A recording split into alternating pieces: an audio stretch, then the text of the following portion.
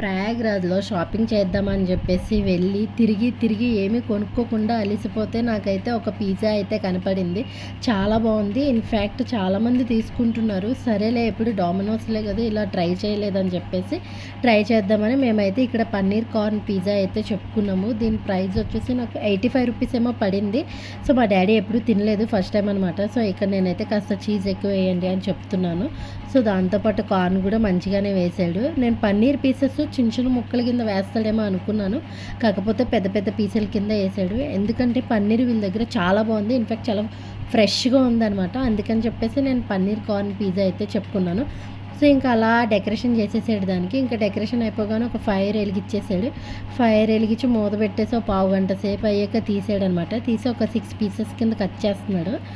ఆ తర్వాత దాని మీద అదేదో పొడి జల్లాడు. చాలా బాగుంది, కొద్దిగా స్పైసీనెస్ అనిపించింది.